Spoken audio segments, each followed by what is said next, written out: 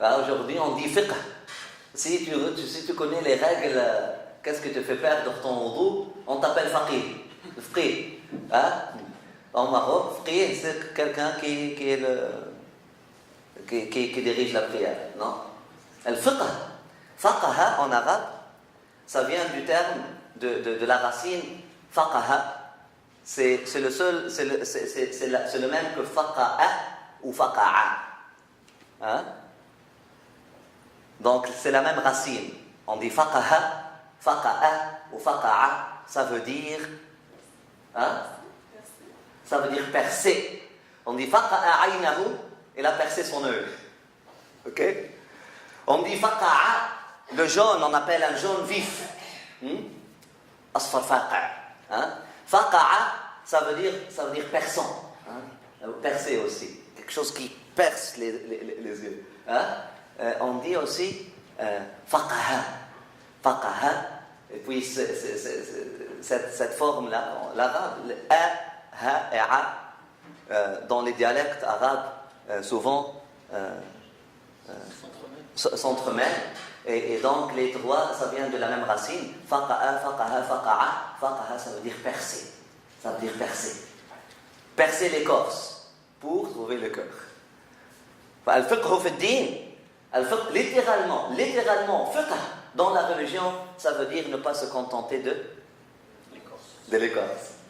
Littéralement, le sens littéral du mot fiqh fi ad-din, ça veut dire s'approfondir, percer et trouver le secret de la religion. Hein? Trouver le bâton de la religion. Trouver le secret de la religion et ne pas se contenter de la forme de la religiosité. Hein? Al-fiqh fi ad-din. C'est pour ça que tu trouves dans Ihya Ulumuddin, Imam Ghazali, il t'enseigne Asrar al-salat, les secrets de salat. Asrar al-sawm, les secrets du jeûne. Tu trouves un autre livre de Ihya Ulumuddin, Asrar al-hajj, les secrets du pèlerinage. Hein? Ce n'est pas les formes, les secrets du pèlerinage. Donc il parle des formes, mais il te dit pourquoi ces formes-là. Hein? Toute forme dans la religion de l'islam, hein, a un bâton. Toute forme, elle n'est pas pour rien. Elle n'est pas pour rien. C'est très, très, très, très, très profond. Et le jour où tu connais c'est quoi pas le symbolisme, mais c'est quoi le secret de prosternation. Parce que le symbolisme, c'est un niveau, mais le secret, c'est encore plus profond. Hein? Le symbolisme de la prosternation, c'est quelque chose, mais le secret de la prosternation, c'est encore plus riche, c'est encore plus profond. Hein? Mais même au niveau du symbolisme, ta vie avec la prière change, avec ta salat change. Que dire si tu perces et puis si tu trouves les secrets de la prosternation? Le secret de la prosternation, un autre fabriqué, une autre parole, qui a changé ma vie. Et puis celui qui me l'a reporté comme étant un hadith, alors que je ne l'ai jamais rencontré après ça comme étant un hadith. Néanmoins, j'ai continué de laisser cette parole-là comme guide. Et je prie Allah subhanahu wa ta'ala qu'il me donne tawfiq pour l'appliquer un jour. Et la seule raison de ma vie, Wallah al-Wahid al-Ahad, par Allah, je vous jure, en attendant un moment comme ça. Cette personne illettrée en Tunisie m'a dit, et on l'a dit, oh mon fils, si le cœur se prosterne à Allah subhanahu wa ta'ala, il ne pourra pas se lever après ça. Mais il me l'a dit comme le prophète a dit. Si le cœur arrive à se prosterner, t'as faim? Est-ce que vous pouvez comprendre ça? Est-ce que vous pouvez faire bouger vos cœurs avec ça? Hein? Si le cœur arrive à se prosterner,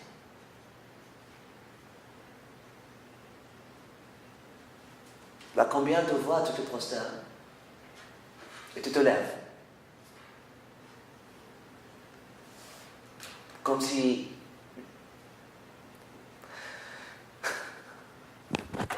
ce n'est rien qui s'est passé, comme si c'était une gymnastique.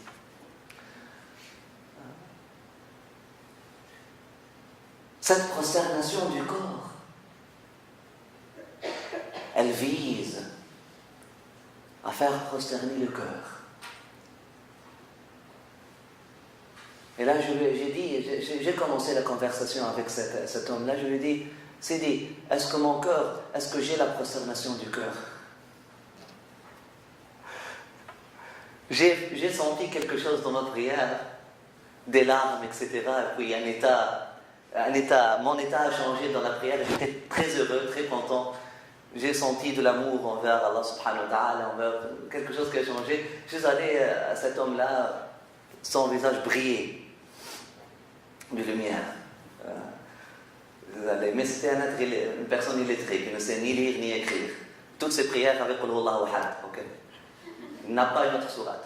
Le Fatiha, Qul Huwallahu Ahad. Et même le Coran, il appelle Coran. Ok?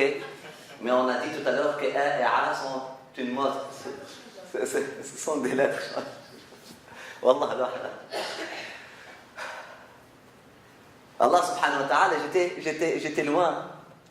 Mais Allah subhanahu wa ta'ala a fait en sorte que je vois les gens qui sont rendus très loin. Et ne pas m'arrêter sur les apparences. Et je suis allé à cette personne-là, Wallah subhanallah. Et la première fois dans ma vie que j'ai embrassé la main de quelqu'un qui n'est pas ma mère ou mon père, et j'ai embrassé sa main, je lui ai dit, Sidi, j'ai une question pour toi. Il a dit, Allah yafaqhak, Allah yafik, Allah yazidik, Allah yanawwir. Sidi, est-ce que j'ai la prosternation du cœur?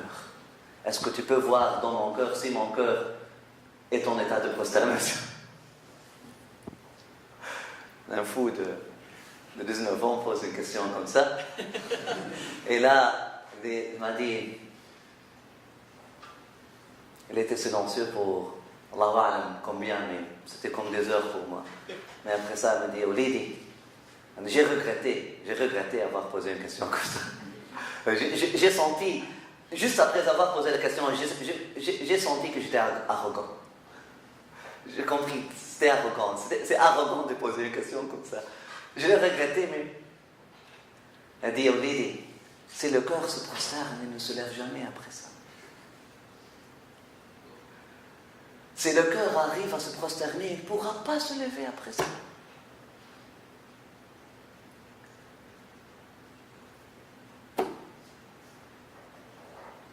اللي حب ما كرهش وليدي.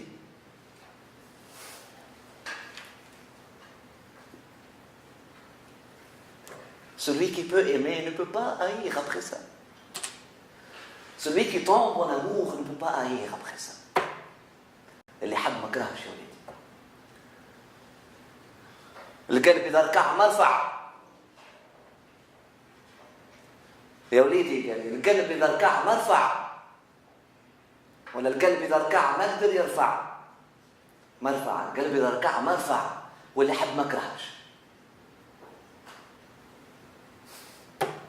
Parole de sagesse. Une personne, je ne connais même pas son nom. Je ne l'ai pas vu après ça. Le cœur, lorsqu'il se prosterne, ne peut pas se lever après ça. Et celui qui tombe en amour ne peut pas haïr après ça.